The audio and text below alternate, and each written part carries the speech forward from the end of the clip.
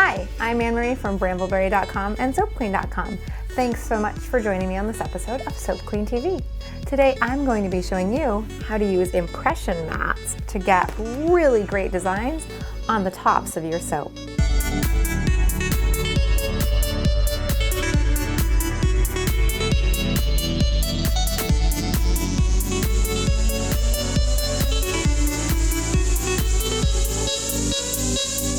This technique was made popular by Clara Lindbergh, who first started doing it with beautiful lace impression mats.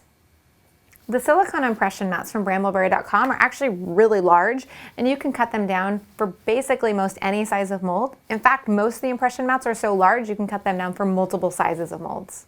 Let's talk a little bit about the actual pattern of the mats. Some mats have a recessed design that makes the design on your soap actually stand out, and some mats have a design that pops out itself, so the actual design goes inside the bar of soap.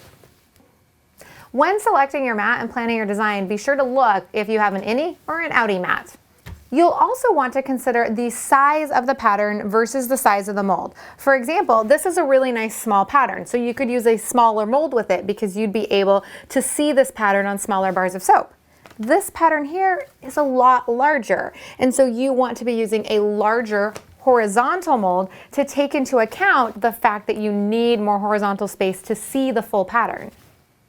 Personally, I'm biased, but I prefer the Brambleberry Birchwood molds. They come in a 9 cavity, an 18 bar cavity, or a 36 bar mold. And I love them because they have a huge horizontal space that you can really get the most out of these designs. Now, if you've never made cold process soap before, welcome. I'm super glad you're watching, but you kind of got to learn how to make cold process soap from scratch a couple times before you get this advanced recipe under your belt. So stop, find the first 4 free episodes on Soap Queen TV and learn how to make cold process soap, like basic safety stuff, how to mix lye and water, that kind of thing. Or read the first few chapters of either of my books, Pure Soap Making or Soap Crafting.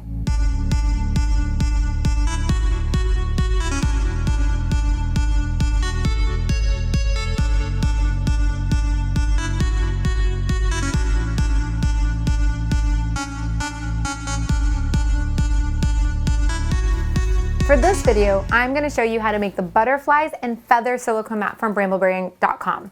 Since it's quite large, the first thing we need to do is cut it down to size.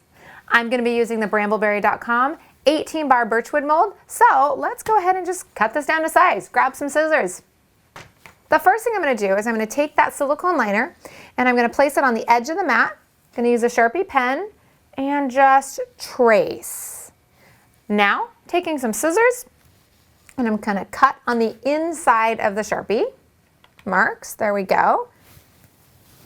This cuts really easily. Now let's place this inside for a little test. Ooh, yikes. This is sure ripply. I'm going to need to definitely cut this down a little bit more. So let's see, how much of that do I need to cut down? It's about a finger width and height. Okay, here we go. Cutting again. And let's check the other side. Yeah, about a finger width again. So let's cut. Now place this inside the mold. Check for ripples, check for bubbles. Oh my goodness, there's more. I didn't do a good enough job doing this one more time. It pays to get this right because ripples ruin the look of your final bar of soap. Now let's prep the rest of our ingredients. I'm using the Lots of Lather Quick Mix from brambleberry.com. It's designed to have lots of lather. It has coconut oil, palm oil, olive oil, canola oil, castor oil, and a little bit of vitamin E to help with rancidity and oxidization. The colors I'm using are the Mermaid Mica from brambleberry.com and titanium dioxide. First, I'm going to prep these colorants for use. 1/4 teaspoon of Mermaid Mica in this container and 3 teaspoons of titanium dioxide in this container. Into the Mermaid Mica, we're going to do 1/4 tablespoon of a lightweight oil. In this case, I'm using sweet almond oil. And in the titanium dioxide, we're going to do 3 full tablespoons of sweet almond oil or any lightweight oil that you have around. Now I'm just going to stir this one in with my hand with that Mermaid Mica. And with my titanium dioxide, takes a little bit more stirring power. So I'm using this mini mixer from brambleberry.com, submerging it all the way. If you do not submerge it all the way, you will end up with white all over yourself and your kitchen. Turn it on. Perfect. Just keep working until it's a slurry. We're working all the little clumps out. One of the keys to making sure that your soap turns out each and every time is preparation. So the final thing I need to do is measure my fragrance oil out by weight. When you're using fragrance oils, always measure into a glass container, because if you use plastic, the fragrance could actually eat through the plastic. Same goes for essential oils. We're using 3 ounces of white magnolia fragrance oil from brambleberry.com for this recipe. The white magnolia fragrance oil accelerates trace just a teensy bit, so you'll see how we work with that in this video.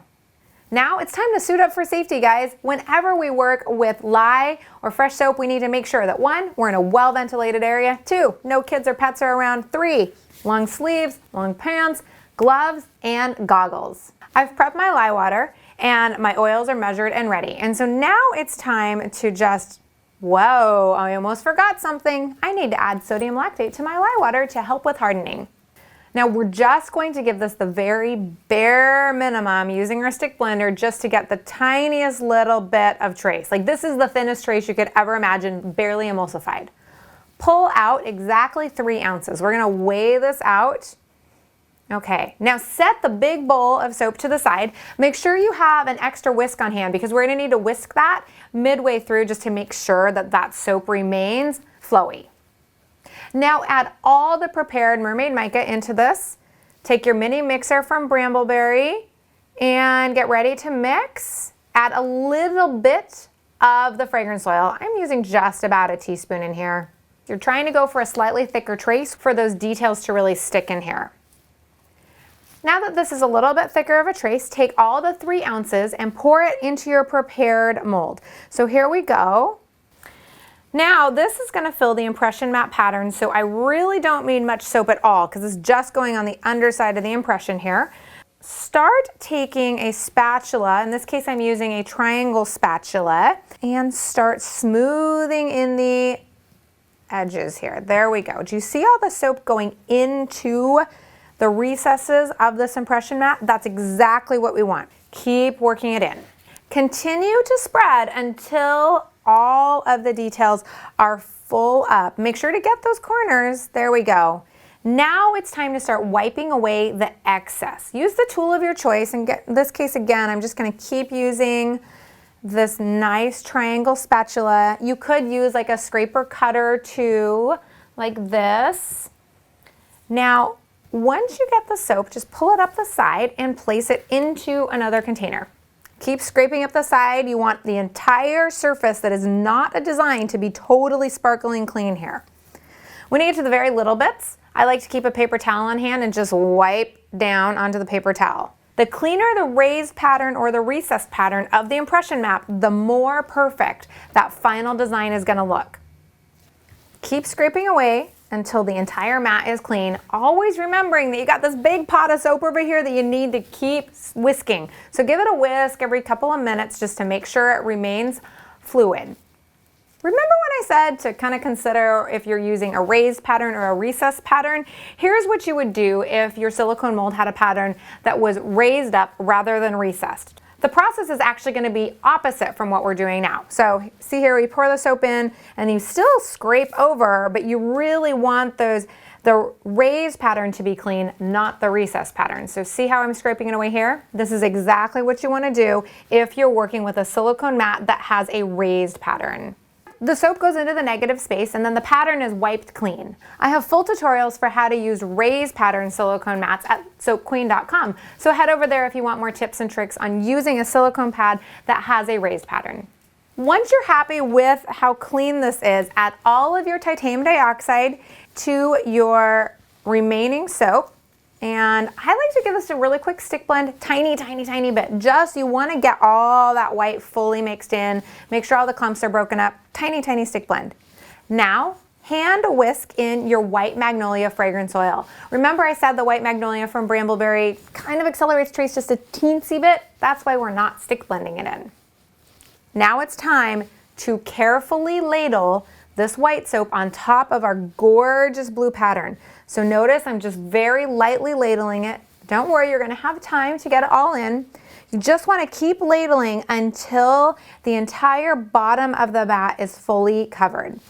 If I were to take all of the soap and just pour it directly onto the mat, what ends up happening is that place that I was pouring the soap into, the blue is displaced by all of the white soap, and then your careful design in that area doesn't show up. Soap is still fine to use, but it's not really what we're going for. So that extra little bit of ladling really makes the design pop in the end. Okay, now I've got that whole first layer I can pour. Here we go. Pouring gently, gently, gently, gently. I'm still pouring over the spoon. All the soap is out. Whew. Ha, give this a good kind of shimmy, little shake. Make sure it's flat. Now that this is all done, go ahead and give this a finishing spritz with 99% rubbing alcohol. That 99% is really important. Regular rubbing alcohol won't do it, to help prevent soda ash. And then cover it up. And depending on where you're at, you can insulate this, or you can just let it sit in the mold for the next 2 to 4 days until we're ready to pop it out of the mold and cut it. I made this soap ahead of time a few days ago, so let's see how it turned out. To get this out, and again, I'm using the Brambleberry Birchwood mold with the silicone liner, flip it over, really shake it. Shake it, shake it, shake it. You might have to pry it out, just get it out however you can. There we go. Whew. Oh. And the soap's already falling out. Well, that's pretty awesome. Sodium lactate did the trick. Now look for the part of the mat that you can easily pry up, and gently pry it up. Gently, do not go fast here, just gently. Oh, wow, that is so pretty. I love the look of this technique. Oh my goodness, what a striking batch of soap this is. This is really great contrasting colors too. Love it. One note of caution, if your mat is not peeling easily away, let that soap sit for another 1 to 2 days. Better to let the soap sit than to get impatient and ruin your entire gorgeous detail work. Another tip I have is to really, really carefully choose your colors. You know, in this particular batch of soap, I wanted to go really high contrast, and it's gorgeous, right? But you can see every single little scrape that didn't come off when I was scraping that soap. So it's beautiful, but you can really see those stripes. Having a lighter contrasting color really helps with that. And this is just a little bit, that's the same color, just I used less of it. When I'm cutting this particular sheet, I like to use a ruler because I like my bars to be 2 by 3. You might like 4 by 6, but use a ruler if you want these to be really even.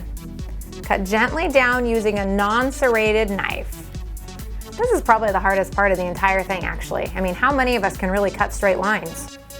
Cut the soap into bars and then let them cure for 4 to 6 weeks. You guys, thanks so much for joining me on this episode of Soap Queen TV. I hope I see you over at the soapqueen.com blog or the Brambleberry Facebook page soon. Until next time, happy soaping!